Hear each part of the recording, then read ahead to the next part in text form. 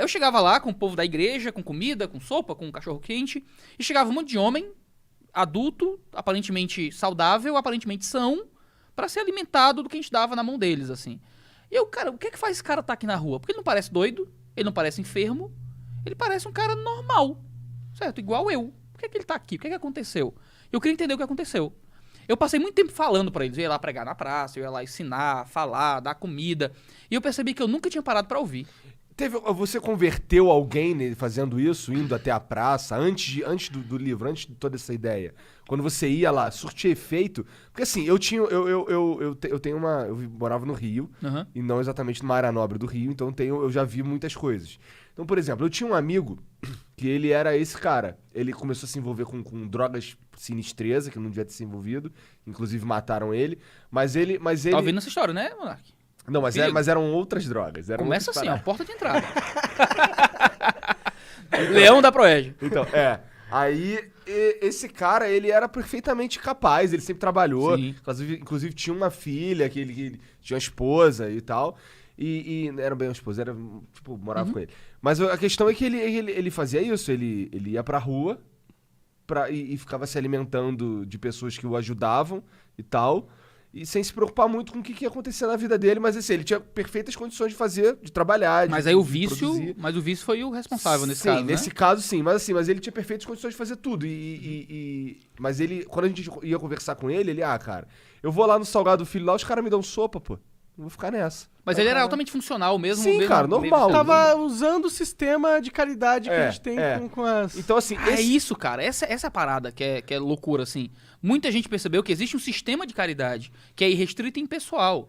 E eu digo assim, porque eu tô dentro desse processo. Eu era o cara que tava lá dando comida pra mendigo sem relacionamento, sem entender o que tá acontecendo, só indo lá. Porque a gente é criado numa cultura que muitas informações são dadas, né? Você não questiona tudo que você... Sabe? Você não questiona o seu idioma. Você aprende a falar. Depois você vai questionar o idioma. E eu aprendi que o cara tá na rua, ele é um mendigo, ele é um miserável, um coitado. Uma pessoa que tá ali porque não quer, bichinho. Ninguém tá na rua porque quer, né? Sim. E, cara, essa é a coisa mais errada possível. Ninguém tá na rua porque quer. A minha experiência anedótica, porque não é uma pesquisa científica, né? Eu passei por uma experiência. Eu tento balizar com algumas pesquisas científicas ao longo do livro, mas a partir da minha experiência, cara, muita gente tá na rua porque quer.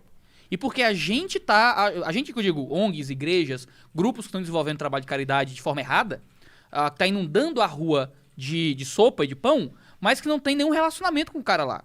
Então o cara sabe que ele pode ser um cara capaz, são, que ninguém vai nem perceber. Ele vai ser visto como uma materialização da miséria. Então eu vou lá, vou dar uma comida, vou falar uma coisa, ele sabe o que responder pra ganhar o que ele quer e pronto.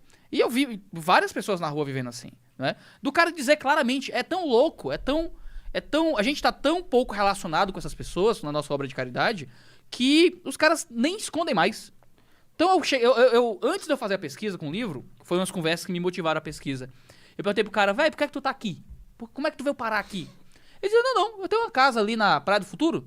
Aí eu fico lá com minha mulher, a minha mulher cuida de diarista, eu venho cuidar dos carros, aí eu gosto de ficar aqui no meio do mundo. Aí a minha cabeça... Nem esconde, tá tranquilo. E eu não tava junto com eles lá pra pesquisar, eu tava dando comida. Aí eu fiquei pensando, meu Deus, o que faz um indivíduo fazer um exercício de vontade, tendo uma casa pra voltar, pra dormir numa praça? Na minha cabeça, eu não vim de família de posse, eu vim de família bem pobre. Mas mesmo assim, pra minha cabeça, cara, era muito absurdo. A esposa dela deve ser um porre, ou ele deve ser um porre. Ah, não, a esposa fica com ele lá também, às vezes. Ah, sabe? Ficam lá dormindo na rua. Sabe, então não... parceria, broderagem Caraca, que doideira. Aí, isso é mais mind-blowing ainda, ó. Cara, aí ó, mind-blowing, né? Cara, e eu achei muito louco assim, mas existe alguma coisa além do que a gente tá vendo, certo? Porque a gente vê miséria financeira, mas o cara tá aqui por outras coisas. O que eu percebi é que existe uma multidisciplinaridade na miséria, né? A galera não era só miserável de dinheiro. Muitos deles não eram tão miseráveis de dinheiro como eu imaginava. Mas eles acabaram vivendo outros tipos de miséria. O cara tem uma miséria de relacionamento humano.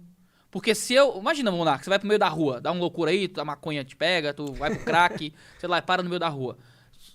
Você vai ter pessoas pra ligar que vão vir te buscar, se precisar, entendeu?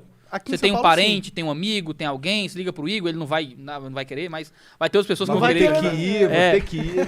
Você tem pra quem pedir socorro, entendeu? E talvez você nem peça socorro. Talvez tenha gente que diga, pô, meu irmão, o Monark tá na droga lá, no crack louco, e vai lá te pegar, entendeu? Verdade, eu tenho esse plus aí. Pode ser um fã, assim, caridoso. Que Não, algum reconheça. amigo pode aparecer também. Cara, esses caras muitas vezes são vazios de relacionamentos familiares e sociais, de forma geral. O cara não tem uma família pra voltar, ou brigou com a família por algum motivo, tem algum conflito porque usava droga em casa e os pais começaram a brigar, ou a esposa, o cara traiu a esposa traiu ele, houve uma ruptura. Esses caras têm outras pobrezas muito maiores do que do de dinheiro. Então a gente acha que vai solucionar o problema da mendicância dando dinheiro.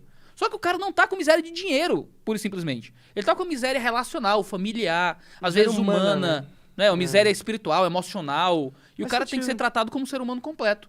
Se a gente acha que vai fazer um bem pro mendigo só dando sopa e dando comida, cara, todo mundo tá dando sopa e comida. E é inundada de sopa e comida a praça. Tem muita sopa e comida? Tem, cara. A gente pode ter fé na humanidade. As pessoas estão fazendo o bem pro miserável. Ah, que bom. Então, assim, cara, a gente podia escolher o que comer na praça. Você pode escolher o que comer. Claro, assim, pensando em grandes cidades, obviamente. Se você pensar num rincão, no interior, ribeirinhos ou algo assim. Mas, se você reparar, são locais que têm menos mendigos.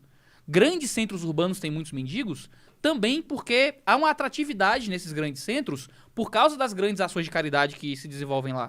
Mano, se eu fosse um jovem, se eu fosse mais jovem e menos... minha vida tivesse ido pro outro lado, porra, caralho, eu posso ir ali e não gastar 20 reais e comer uma sopa tão nutritiva quanto. É um bom negócio, né?